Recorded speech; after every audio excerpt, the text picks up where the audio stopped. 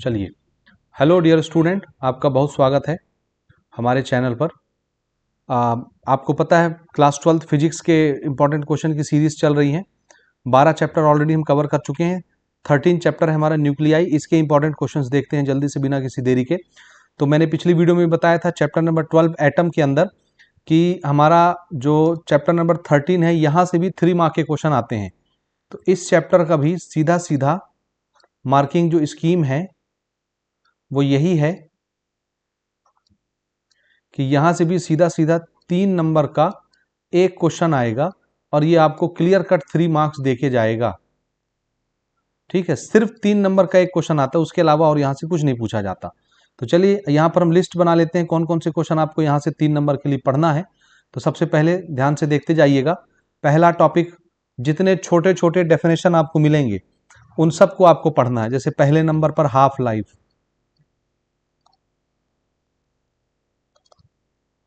Half life period, इसका definition आप prepare कर लीजिए। दूसरा एवरेज लाइफ, तीसरा जो है डीके कांस्टेंट, इसका डेफिनेशन आप प्रिपेयर कर लीजिए। चौथा जो है न्यूक्लियर फ्यूजन, और पांचवा जो है न्यूक्लियर फिजन। न्यूक्लियर फिजन, ठीक। छठवां डेफिनेशन पढ़िए, सिर्फ एक एक दो दो लाइन के आंसर है बेटा इसके, इसलिए इनको नहीं छोड़ना है। छठवां जो है वो है nuclear binding energy, nuclear binding energy. ठीक है, तो आपको ये डेफिनेशन बिल्कुल एनी हाउ प्रिपेयर करना है, इनको छोड़ना नहीं है। ठीक है, इसके अलावा एक टॉपिक और आपको प्रिपेयर करना है, वो है मास डिफेक्ट और nuclear fission, nuclear fusion, nuclear binding energy, और इसके अलावा एक टॉपिक है मास डिफेक्ट। मास डिफेक्ट, ये कुछ इंपॉर्टेंट टॉपिक्स हैं। इसी में कभी कभी न्यूक्लियर फोर्स भी पूछ लिया जाता है। न्यूक्लियर फोर्स, जो स्ट्रॉन्ग न्यूक्लियर फोर्स होता है न्यूक्लियस के अंदर लगता है, अट्रैक्शन का फोर्स। तो ये 8 टॉपिक हैं। ये देखने में तो आपको बड़े भारी लग रहे हैं, लेकिन है ये बहुत छोटे छोटे। अब क्वेश्चन किस तरह से आएगा बच्चों, ध्यान देना। इसमें से कोई 3 क्वेश्चन बनाता है। ठीक है, जो मैंने 8 टॉपिक लिखे हैं, इन 8 टॉपिक में से कोई भी 3 टॉपिक बनाएगा और एक क्वेश्चन बना देगा और बोलेगा सबका डेफिनेशन लिखो। तो आपको सबका डेफिनेशन 2-2 लाइन लिखना है। हाफ लाइफ पीरियड का, एवरेज लाइफ का। वैसे मैक्सिमम अगर आप देखेंगे प्रायोरिटी किसको देना है, हाफ लाइफ पीरियड को प्रायोरिटी दीजिए। ठीक है, दूसरा प्रायोरिटी दीजिए न्यूक्लियर बाइंडिंग एनर्जी को। तीसरा प्रायोरिटी दीजिए आप न्यूक्लियर फिजन। फ्यूजन तो हम अलग से करेंगे।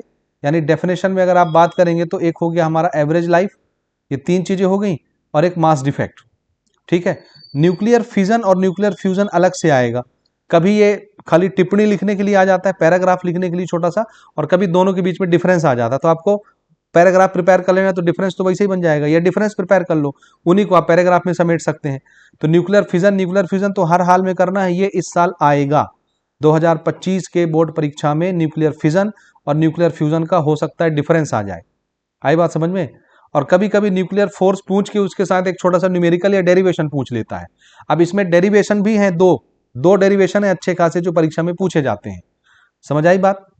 और एक दो क्वेश्चन थोड़े से एडवांस लेवल के होते हैं, वो पूछे जाते हैं, वो मैं आपको बताता हूं। तो फिलहाल जितने टॉपिक यहां पर लिखे हुए हैं उनके 2-2 लाइन के डेफिनेशन पढ़ लेना, 2-2 लाइन के डेफिनेशन। तो ये कोई बहुत बड़ी चीज नहीं है। आप बड़े बड़े क्वेश्चन प्रिपेयर करते हो, उसके सामने सब मिला के भी उसके बराबर नहीं होगा। समझ आई बात। इसलिए 2-2 लाइन के डेफिनेशन है, इनको नहीं छोड़ना है। ठीक, तो चलिए शुरू करता हूं मैं। तो सबसे पहले देखिए, आपको यहां से न्यूक्लियर फिजन का डेफिनेशन पढ़ लेना है एग्जांपल के साथ, और ये बाकायदा आप इसको जो इक्वेशन है वो भी पढ़ेंगे। अब इसको समझाने का भी वक्त नहीं है, नहीं तो मैं इसको डिटेल के साथ समझाता। बाकी हमने अपने रेगुलर लेक्चर में इनको डिटेल के साथ कवर किया हुआ है। दूसरा टॉपिक प्रिपेयर कर लीजिए न्यूक्लियर फ्यूजन रिएक्शन एग्जाम्पल के साथ। सन में होता है ये, और ये होता है एटम बम के अंदर यूरेनियम में।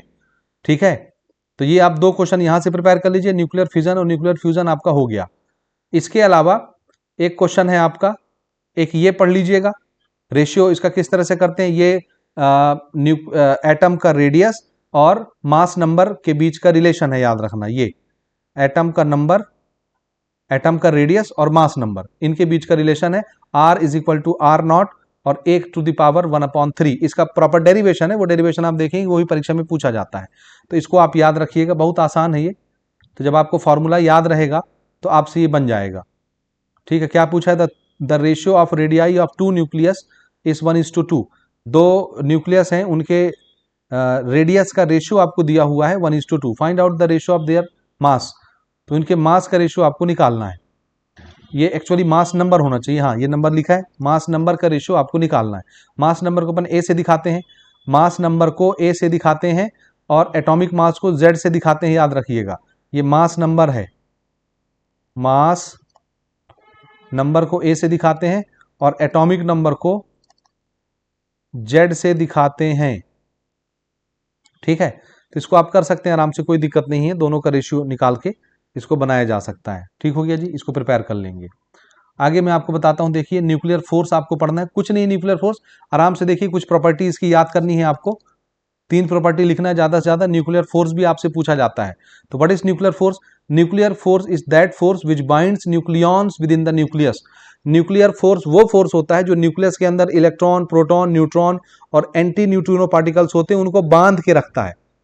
नहीं तो अंदर प्रोटॉन प्रोटॉन होता है ना भाई, प्लस चार्ज और रिपल्सन करके न्यूक्लियस को फोड़ के उनको भाग जाना चाहिए, लेकिन प्लस प्लस एक जगह कैसे जमा हो जाते हैं? तो आंसर है वहां एक दूसरे टाइप का फोर्स काम करता है जिसको स्ट्रॉन्ग न्यूक्लियर फोर्स बोलते हैं। उसी का नाम यहाँ पर क्या है? Nuclear force. तो न्यूक्लियर फोर्स न्यूक्लियस के अंदर लगने वाला वो स्ट्रॉन्ग फोर्स है जो न्यूक्लियॉन को बांध के रखता है। न्यूक्लियॉन का मतलब होता है न्यूक्लियस के अंदर वाले पार्टिकल, चाहे प्रोटॉन हो, चाहे न्यूट्रॉन हो, चाहे एंटी न्यूट्रिनो पार्टिकल हो, इनको बांध के रखता है। इलेक्ट्रॉन तो खैर बाहर होता है, समझ आई बात? इसके प्रॉपर्टी क्या क्या है? न्यूक्लियर फोर्स हमेशा अट्रैक्टिव नेचर का होता है। दूसरा, this force does not depend upon charge. इनके प्रोटॉन के चार्ज से कोई मतलब नहीं कि प्लस प्लस है तो रिपल करेंगे, इनको चार्ज से लेने देना नहीं, ये डिफरेंट टाइप के फोर्स होते हैं। This force are short range force. एक प्रोटॉन अपने बगल वाले प्रोटॉन को खींच के रखता है, लेकिन वो उसके बगल वाले प्रोटॉन को नहीं खींच सकता, इतना छोटा सा रेंज इसका होता है। और ये बहुत दुनिया के स्ट्रॉन्ग फोर्स हैं, सबसे ज्यादा स्ट्रॉन्ग फोर्स यही होता है दुनिया का। Nuclear force are not central force, और ये सेंट्रल फोर्स नहीं होता। ठीक, तो इतनी चीज आप लिख सकते हैं आराम से, कोई भी 3 पॉइंट लिख देंगे आपको पूरा पूरा नंबर मिलेगा। इस साल आपके मॉडल पेपर में और प्रश्न बैंक में ये क्वेश्चन डाला गया है भाई। देखिए, आपको न्यूक्लियर फोर्स की प्रॉपर्टी लिखनी है और एक रिलेशन लिखना है। रिलेशन कौन सा है देखिए, तो एक रिलेशन यहां पर पूछेगा, देखिए write the relation between radius and mass number. ये वही ऊपर जो आपने लिखा था, यानी r is equal to R naught a to the power 1/3। This is the relation between radius of atom and mass number यानी a। तो ये तो लिखने के लिए बोला है खाली, देखिए write the relation between radius and mass number of nucleus of an atom. तो ये लिख लिए, देखिए यहाँ पर लिखा है प्रॉपर्टी ऑफ न्यूक्लियस, तो इसके ऊपर वाले क्वेश्चन में कवर हो गया, वो आप लिख लेंगे। उसके बाद रिलेशन देखिए, radius of nucleus r is equal to R naught a to the power 1/3। ये रिलेशन हो गया, जहां पे r नॉट क्या चीज होता है? कांस्टेंट, और a क्या होता है? Mass number. लिख लेंगे, सिर्फ रिलेशन लिखने के लिए बोला है। रेडियस और मास नंबर का आपस में क्या रिलेशन होता है, इसका प्रॉपर डेरिवेशन है आगे, मैं वो भी आपको दिखाता हूं। लेकिन जब इसको सिर्फ लिखने के लिए बोलेगा तो खाली आप ये फॉर्मूला लिख के छोड़ देंगे। उसके बाद क्वेश्चन बोलता है, देखो prove that the density of nucleus is independent of mass number. Nucleus की जो डेंसिटी होती है वो मास नंबर पर डिपेंड नहीं करती, उसको डिराइव करके दिखाई। तो यहां पे देखना ना, let the mass number of nucleus is a. मान लेते हैं एक न्यूक्लियस का हमने मास नंबर क्या मान लिया? ए, और रेडियस क्या मान लिया एटम का? R. Then volume of nucleus, nucleus तो वैसे स्फेरिकल होता है, तो स्फीयर का वॉल्यूम क्या होता है? 4/3 पाई आर क्यूब। तो हमने मान लिया न्यूक्लियस का जो वॉल्यूम होगा उसका फॉर्मूला क्या होगा? 4/3 पाई आर क्यूब। नाउ डेंसिटी का फॉर्मूला होता है मास अपॉन वॉल्यूम, ये तो आप जानते हैं फिजिक्स में, density is equal to mass per unit volume होता है।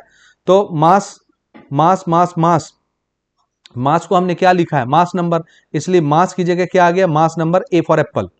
मास की जगह मास नंबर हमने यहां पर ले लिया। उसके बाद वॉल्यूम की जगह वॉल्यूम का फॉर्मूला ऊपर जो लिखा है 4/3 पाई आर क्यूब, ये समझ में आया। अब ये जो आर है, आर का फॉर्मूला आपके पास है, R is equal to R naught A to the power 1/3। Capital में लिखो चाहे स्मॉल में लिखो, कोई फर्क नहीं पड़ता। यहां पर रेडियस स्मॉल में लिखा गया इसलिए हम स्मॉल में लिख लेते हैं, अदरवाइज आप कैपिटल में भी लिख सकते हैं। ऊपर देखो कैपिटल में लिखा है, यहां पर दिख रहा है ना, स्मॉल में लिख लेते हैं यहां पर। तो आर की जगह हम क्या लिख सकते हैं? ये लिख सकते हैं, इसका क्यूब करना है, देखना ना, आर का क्यूब करोगे तो इन दोनों का क्यूब हो जाएगा, ऐसा इन दोनों का हमको क्यूब करना पड़ेगा। क्यूब मतलब दोनों का पावर आपको 3 लगाना पड़ेगा, तो ये आर नॉट का पावर भी 3 हो जाएगा, और ए हाफ का पावर जब आप 3 लगाएंगे तो दोनों 3 ऊपर नीचे से कट जाएंगे, तो खाली क्या बचेगा? आर नॉट का पावर 3 और खाली ए बचेगा। This is R cube. समझ आया? तो आर क्यूब की जगह देखो यहां पर हमने आर की वैल्यू पुट की। अब आप देख लीजिए, ये देखिए यही चीज यहां पर पुट की है आर क्यूब की जगह। ऊपर से ए और नीचे से ए कट गया, ये 3 घूम के ऊपर चला जाएगा, यहां पर ये 3 ऊपर आ गया, ये चीज बची। समझ आया? तो अब देखो इधर है density, density is equal to, यही फॉर्मूला है, मास पर यूनिट वॉल्यूम। ये सारी चीजें होगी, आर की वैल्यू हमने पुट किया, ए कट गया, अब नीचे का 3 ऊपर चले गया, क्या बचा? 3/4 पाई आर नॉट का क्यूब। तो 3 भी नंबर है, 4 भी नंबर है, पाई भी नंबर है, और आर नॉट तो वैसे ही कांस्टेंट होता है। तो इसमें सारी चीजें कांस्टेंट है, कोई वेरिएबल नहीं बचा। इसका मतलब है हमारा ये जो डेंसिटी है वो सिर्फ एक कांस्टेंट होता है, किसी चीज पर डिपेंड नहीं करता। इससे ये साबित होता है। तो लास्ट में क्या लिख दिया? डेंसिटी इक्वल टू कांस्टेंट, क्योंकि सब चीज तो नंबर नंबर नंबर ही है, कांस्टेंट ही है। It is clear that material density of nucleus is independent of mass number. इसमें कोई मास नंबर नहीं आता।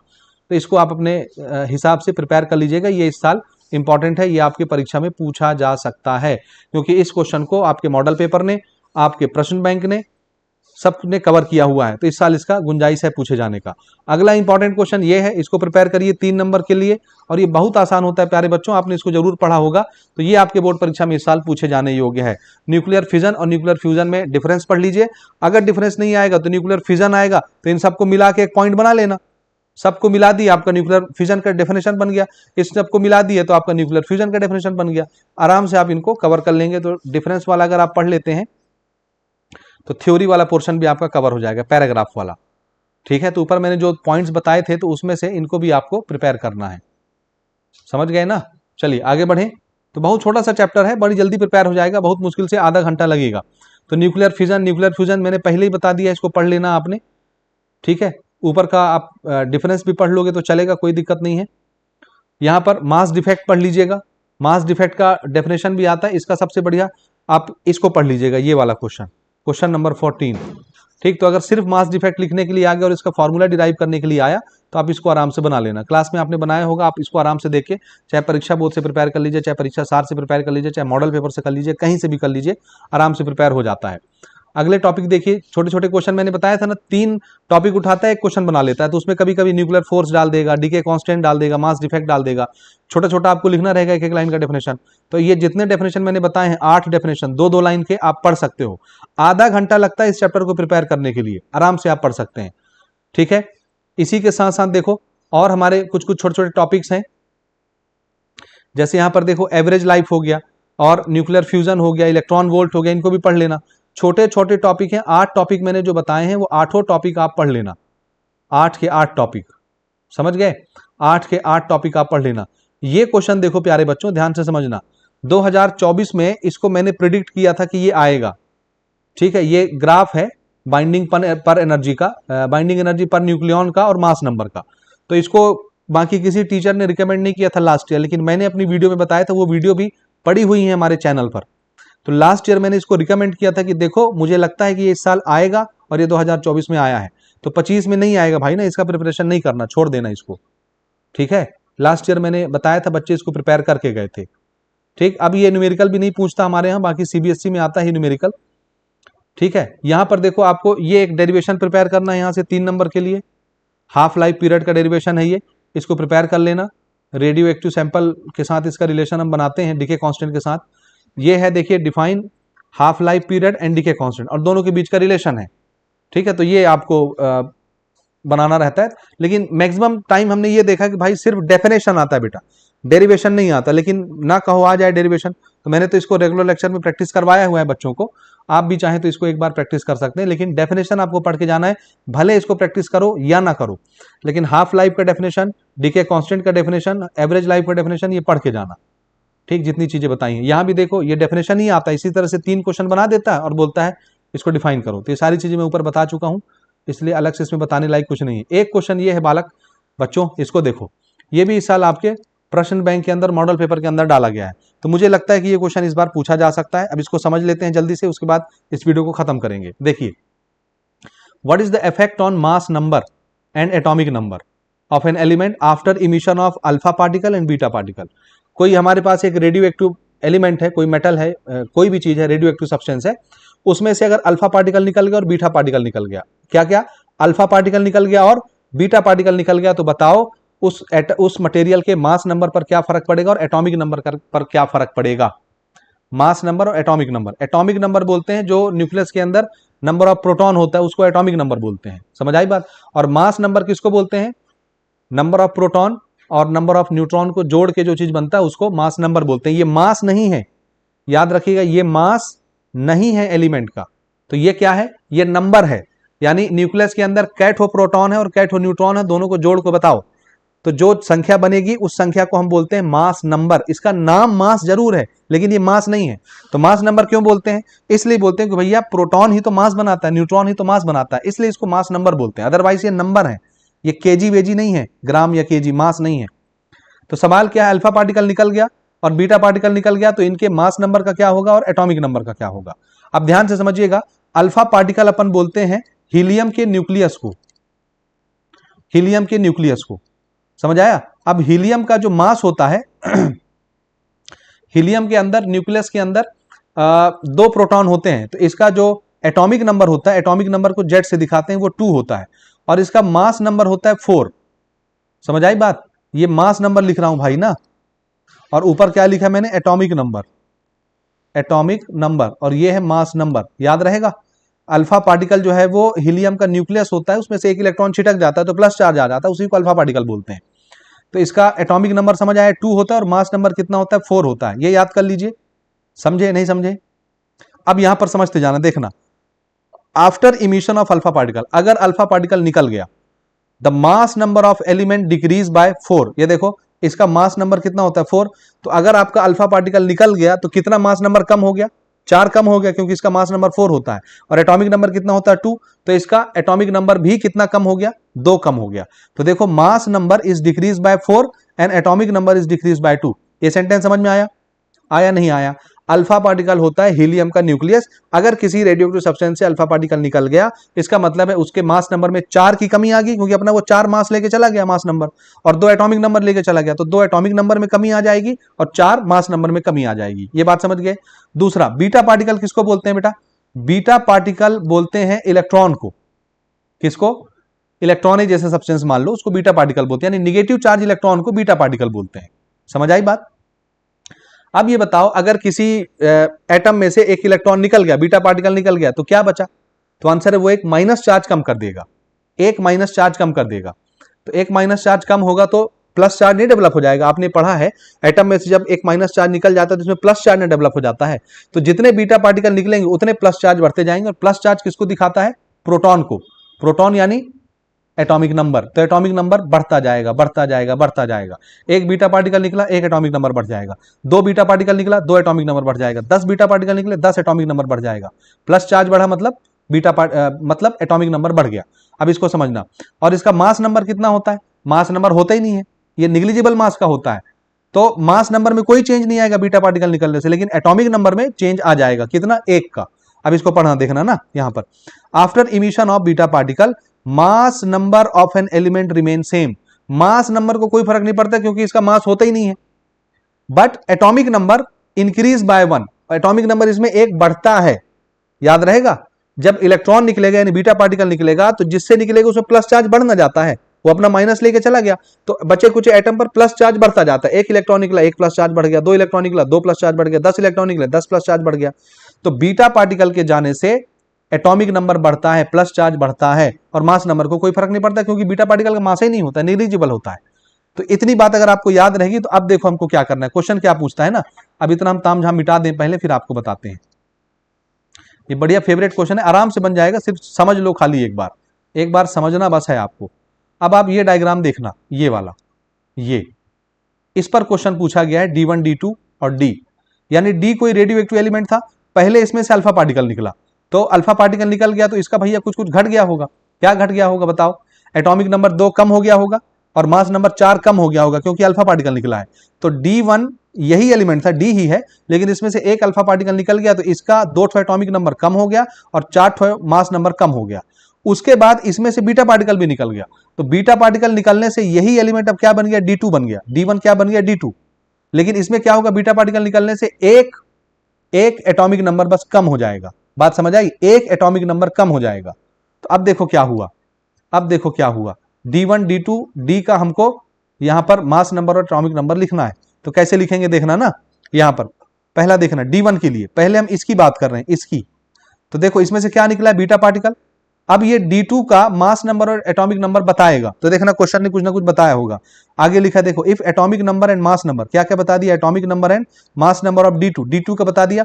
एटॉमिक नंबर कितना है 71, तो देखना इसका एटॉमिक नंबर Z से दिखाते हैं कितना है 71, और इसका मास नंबर अपन A से दिखाते हैं ये कितना है 176, ये लिख दिया। Then find out the corresponding value of this for D, इस D के लिए आपको एटॉमिक नंबर और मास नंबर बताना है। समझ आया क्वेश्चन। अब देखना मजे की चीज ना, D1 देखना, D1 में से क्या निकला था, बीटा पार्टिकल। बीटा पार्टिकल निकला तो एक एटॉमिक नंबर कम हो गया, कम हो गया। तो एटॉमिक नंबर कम हुआ, एटॉमिक नंबर कम हुआ, उसके बावजूद यहां पर एटॉमिक नंबर कितना लिखा हुआ है D2 का 71। इसका मतलब एक कम होने के बाद 71 बचा है। तो बताओ जब कम नहीं हुआ होता तो कितना बचता, कम नहीं हुआ होता तो कितना बचता 70 बचता। एक कम ना हो जाएगा, बीटा पार्टिकल निकल जाएगा तो, है ना, सॉरी कम नहीं, एक बढ़ जाता है ना, बढ़ जाता है, मैं उल्टा बोल रहा था, एक बढ़ गया है। यहां पर अभी बताया मैंने ना, इलेक्ट्रॉन निकलेगा तो प्लस चार्ज बढ़ता जाएगा, तो एक इलेक्ट्रॉन निकल गया, एक बीटा पार्टिकल निकल गया, तो एक एटॉमिक नंबर बढ़ गया होगा। तो D1 में से एक बीटा पार्टिकल निकल गया तो D2 बना, तो D2 का एक एटॉमिक नंबर बढ़ गया होगा। तो अभी इसका एटॉमिक नंबर कितना है 71, तो एक बढ़ गया है बीटा पार्टिकल निकलने से। तो बताओ पहले क्या रहा होगा, एक कम रहा होगा। तो D1 का क्या करेंगे निकालने के लिए, D1 का एटॉमिक नंबर निकालने के लिए D2 के एटॉमिक नंबर में एक घटा दीजिएगा, क्योंकि D1 में से बीटा पार्टिकल निकला था तब D2 का एटॉमिक नंबर एक बढ़ गया था, नहीं तो D2 कितना था 70, बीटा के निकलने के कारण उसमें एक बढ़ गया तो 71 हो गया एटॉमिक नंबर। तो 71 में से एक घटाओगे तो आपको 70 मिल जाएगा। ये आपका D1 का एटॉमिक नंबर निकल गया। और मास नंबर में कोई चेंज नहीं आता भाई, बीटा पार्टिकल के निकलने से मास नंबर में कोई चेंज नहीं आता, इसलिए यहां पर क्या लिखा है, मास नंबर में नो चेंज लिखा है, मास में नो चेंज लिखा है, मास में नो चेंज लिखा है। आया समझ में, मास में नो चेंज लिखा है, यानी मास इसका कितना था एटॉमिक मास नंबर 176, अभी भी वही रहेगा, क्योंकि मास में कोई चेंज नहीं आता बीटा पार्टिकल के निकलने से। यहां तक समझ आया। अब D1 को देखो ना, अभी इसका कितना आ गया D1 का बताओ, Z कितना है D1 के लिए 70, और A कितना है D1 के लिए 176 मास नंबर। समझ आया। अब देखो अल्फा पार्टिकल जब निकला होगा तब ना D1 बना होगा, और अल्फा पार्टिकल के निकलने से क्या होता है, दो ठो मास नंबर कम हो जाता है, नहीं एटॉमिक नंबर कम हो जाता है, दो ठो एटॉमिक नंबर। तो भाई इसमें से अल्फा पार्टिकल निकला, दो ठो एटॉमिक नंबर कम हो गया, तब तब तब तब 70 बचा इसका एटॉमिक नंबर। दो कम होने के बाद, तो जब नहीं निकला था अल्फा पार्टिकल तो इसके पास कितना एटॉमिक नंबर रहा होगा, दो ज्यादा, तो दो जोड़ देना। ये देखो 40 एटॉमिक नंबर, 70 में दो जोड़ दिया, 72 था पहले। इसके पास एटॉमिक नंबर कितना था 72 था। भाई अल्फा पार्टिकल निकला तो एटॉमिक नंबर कितना हो गया 70। समझ आया। तो दो घटा देना, दो जोड़ देना इसमें तो आ जाएगा। दूसरा मास नंबर, तो जब अल्फा पार्टिकल निकलता है तो 4 ठो मास कम कर देता है, तो जब नहीं निकला रहा होगा तो क्या रहा होगा, 4 ठो मास ज्यादा रहा होगा। तो 176 में 4 जोड़ देना, 180 आ जाएगा। तो इसका जो मास नंबर है वो कितना रहा होगा 180। उम्मीद है आप इसको देख करके आराम से बना लेंगे, थोड़ा दिमाग लगाइए बन जाएगा। ठीक है, तो इतना हिंट काफी है इसको बनाने के लिए, आराम से बना लीजिएगा। बाकी इस पर कोई न्यूमेरिकल क्वेश्चन नहीं आना है, तो जितनी चीजें मैंने ऊपर बताई हैं उतनी ही आपने प्रैक्टिस करनी है। तो इस वीडियो में इतना ही है, इससे ज्यादा नहीं है। फटाफट मैं आपको वीडियो दे रहा हूं ताकि आप जल्दी जल्दी सारी चीजों को कवर कर सकें। ठीक है, मिलते हैं अगले वीडियो में। सेमीकंडक्टर हमने डिस्कस करना है, और ये बड़ा इंपॉर्टेंट चैप्टर है, 7 नंबर आना है सेमीकंडक्टर से, चैप्टर नंबर 14, इसलिए ध्यान दीजिए।